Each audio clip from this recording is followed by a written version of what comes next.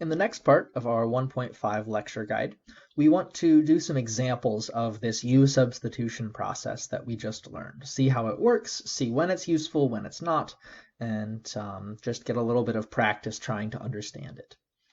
So for example 6, we want to compute the integral of t over t squared plus 1 dt. And maybe the first thing that we want to do is we always want to see if we can compute integrals by inspection. In other words, can we just look at it and know how to do the antiderivative? In this case, I think the answer is probably not, but maybe you can see what the antiderivative is right away. In any case, we certainly want to see maybe how u-substitution can be helpful for us here. So let's give it a try. We have a couple of choices here for you. We want to usually pick some function that is a part of the integrand, though we don't want the u to be the entire integrand. And so maybe we want to think about what some of the different pieces are here. So one option that I see is the numerator. So we could try, for instance, letting u equal t. We know that we're generally going to want to take our integral and turn it into something that involves du in the end in order to do the integral, because we need to get rid of all of our t's. So we want to think about what du dt is, and the derivative of the function t is 1. So this tells me that du equals dt. So great, this seems like a pretty simple substitution type. Looks like I shouldn't have any difficulties getting rid of all of my t's.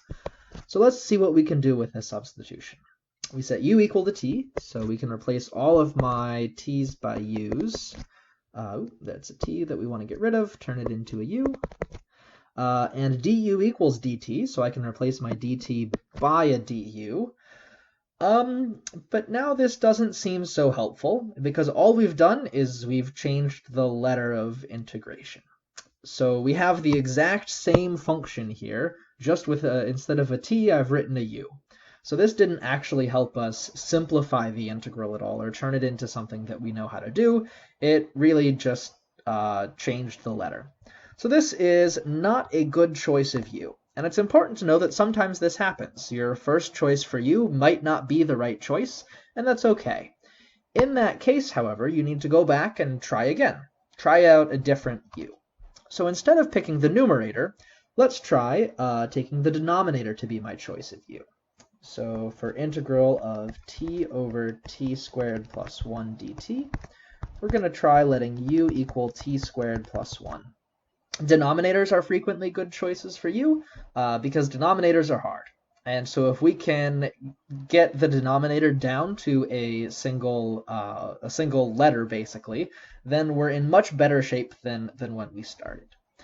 So we're going to try this for the moment. It might also be helpful to observe that if I'm letting u be this t squared plus 1, I know its derivative is going to have something to do with, it's going to look like 2t, and I've got something that looks kind of like 2t in the numerator there. It's not exactly 2t, it's t, but maybe that's okay. So here what I'll notice is, let's see, I'll have du dt, that being 2t, which is to say that du is 2t dt. And frequently what I want to do is I want to replace this expression that I have on the right with the expression that I have on the left. So I'm looking to see, is 2t dt somewhere in this integral? And the answer is no, although I do have this t dt here. So maybe I want to ask, how can I manipulate this expression for du to make it look like t dt? And in this case, it's pretty simple. We just multiply both sides by 1/2. In other words, 1/2 du equals t dt. I guess maybe the other way of thinking about it is I've divided both sides by 2. So here, now that I have t dt and I have t dt, I'm going to be able to replace those things. So let's see how this process works. So I have the integral here. I've set u to be t squared plus 1 so that I can make my denominator just be u. The t dt that I have can become 1/2 du. So I have 1 over 2 du. And now this looks a lot like an integral that I know how to do. I have a 1/2 that I can pull out front. 1 over u I recognize as u to the minus 1 power. And it's important to remember here that u to the minus 1 power, this is a special integral rule that we have. This isn't applying our normal power rule. Our normal power rule would say increase the exponent by 1 and divide by the new exponent. But if I increase this exponent by 1, I get 0. And then to divide by 0 gives me some problems.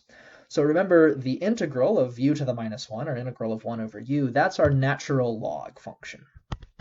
But it's not quite the normal natural log function. It's the natural log of the absolute value of u. And as always, our plus a constant. So we have this 1/2 natural log of absolute value of u. And we want to get this back in terms of t. So here I have 1/2 natural log of absolute value of u was t squared plus 1. So here I have my answer for this integral. So we learned that making a good choice of t is one of the important components, or making a good choice for u is one of the important components to doing a u substitution. Sometimes you can make bad choices for u, and that's okay. The important thing is to go back, try again, make a good choice for u the next time.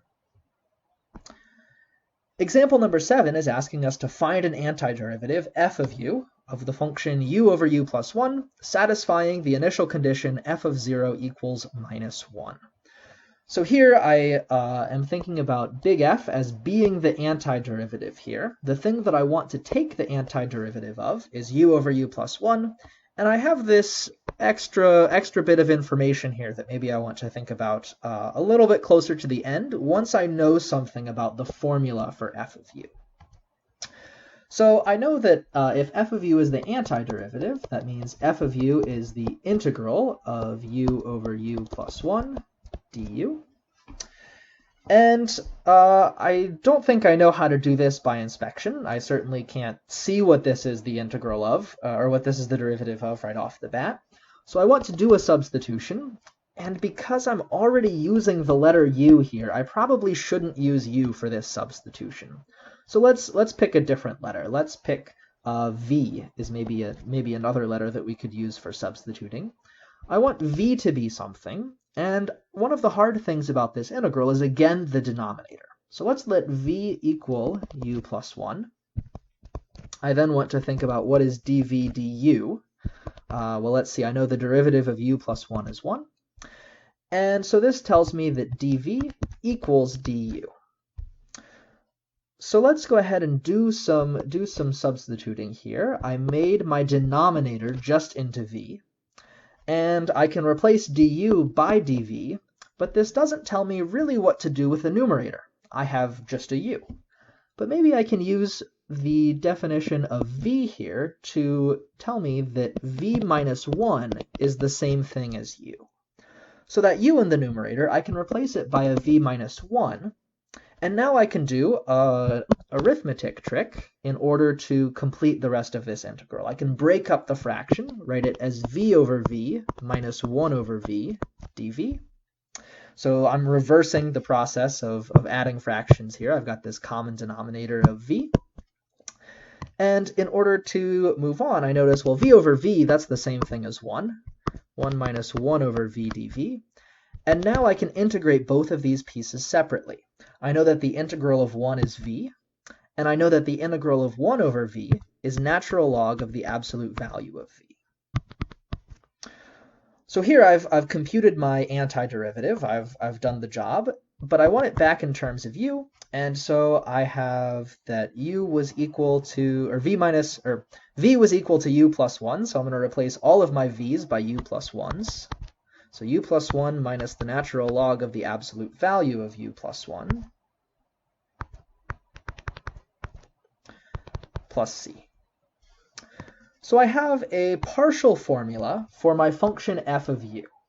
But I want a little bit more specific of a function. Right now, this isn't a function, but rather a family of functions. There's one function for each choice of a constant that I could pick here. I want this function to satisfy the condition f of 0 equals minus 1. And so in order to do that, I should think about, well, if minus 1 if minus 1 here is f of 0, I can also use the formula for my function to compute f of 0. That just means replace all of the u's by zeros. And if I do that, I have 0 plus 1 minus natural log of 0 of the absolute value of 0 plus 1 plus c, which is to say, let's see, so I have this 1 here. The natural log of the absolute value of 1, well, I know absolute value of 1 is 1, and the natural log of 1 is 0, so the right-hand side here just evaluates to be 1 plus c. But now I have a relationship between, well, just involving c. I have an equation, and I can solve that for c. Subtracting 1 from both sides here is going to give me that minus 2 equals c. And now I've solved for c, so I can go back to my function f of u, which is the thing that I was trying to find, the antiderivative, and I'm going to replace c by minus 2. So I have u plus 1 minus natural log of the absolute value of u plus 1 minus 2. Now this here is a well-defined function. It only involves the variable and a couple of different numbers. And I can stop right here and you have the correct answer. I could also simplify a little bit if I wanted to and combine that 1 and minus 2.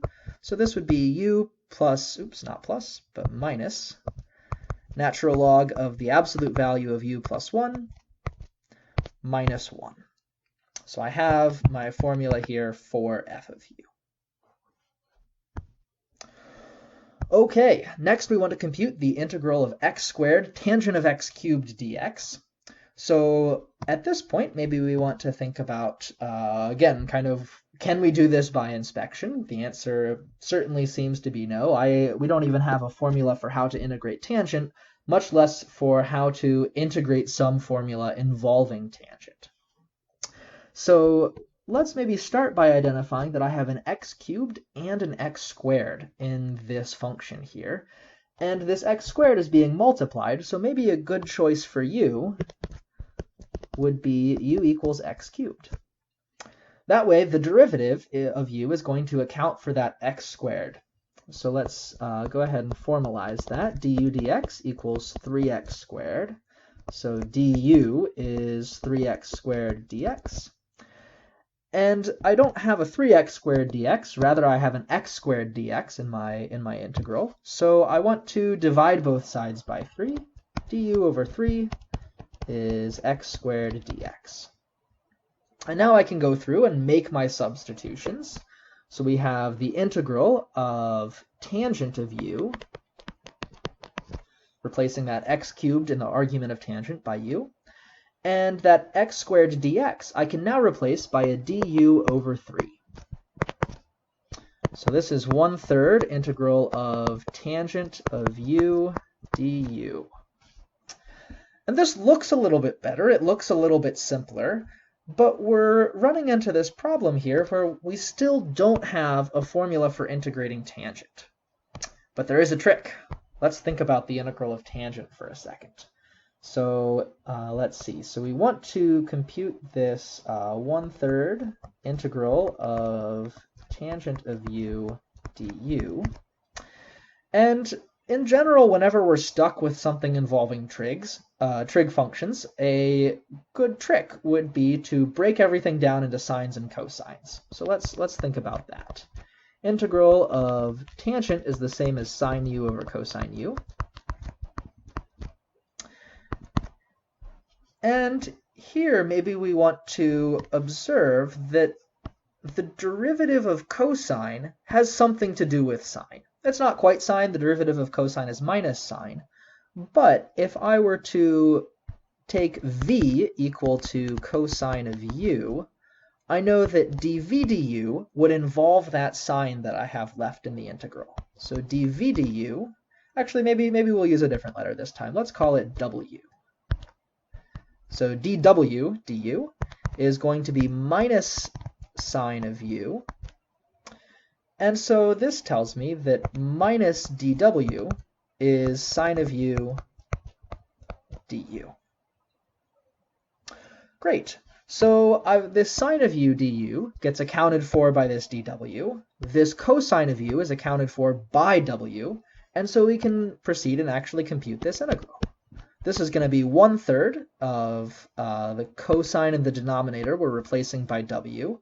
Sine of u du is the same as dw. And now this is an integral that we know how to do. So the integral of 1 over w is the same as natural log of the absolute value of w, plus c, of course. We can go back and replace w by its expression in terms of u. So w is the cosine of u. So this is natural log of the absolute value of the cosine of u plus c. But we're still not done because our original function was in terms of x. So we need to go back again and replace u in terms of its expression for x. U was x cubed. So this is 1/3 natural log of the absolute value of cosine of x cubed plus c. So we had to do a substitution twice here, but that still worked. We were still able to accomplish that. And in fact, if you take the time, which I highly recommend doing, and compute the integral of, or compute the derivative, sorry, of this 1/3 natural log of cosine of x cubed plus c, you will find that it works out to be x cubed, or x squared tangent of x cubed.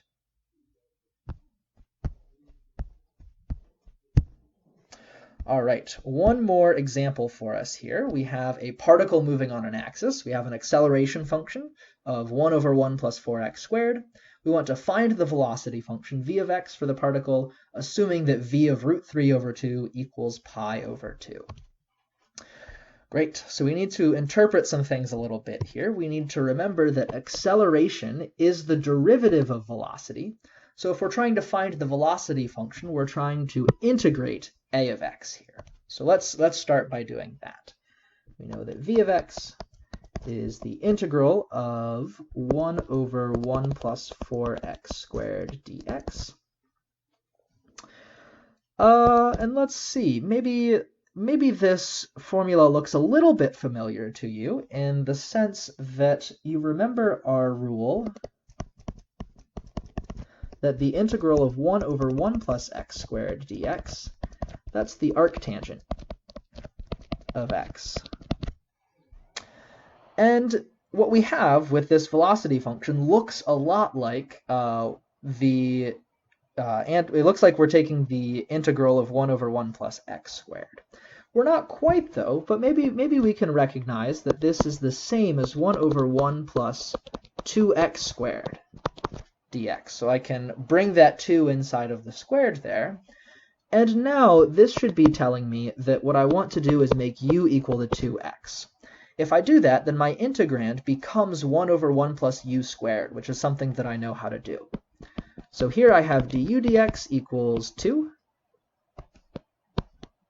And so du equals 2 dx, which is to say that du over 2 equals dx. So going through all of this and making my substitutions, I'm going to have 1 over 1 plus, we said 2x was u. We said dx is du over 2. And that 1/2 can come out front of the integral. The integral of 1 over 1 plus u squared, I know to be arctan of u. I have a plus c. And we want to go back and replace u by its definition in terms of x. So we have 1/2 arctan of 2x plus c. Great, so we have this expression here for v of x. But again, we want to make sure that v satisfies a particular condition. v of root 3 over 2 should be pi over 2. So let's go ahead and substitute those numbers in to see if we can solve for c. So we know we want pi over 2 to be equal to v of root 3 over 2. And I can use this new formula that I have for v to compute v of root 3 over 2. So this is 1/2 times the arctangent of 2 times root 3 over 2 plus c. So this is 1/2 arctan of, let's see, of square root of 3 plus c. We know that the arctangent of the square root of 3 works out to be pi over 3. So this is pi over 6 plus c. And now we can conclude by subtracting pi over 6 from both sides here that pi over 2 minus pi over 6 equals c.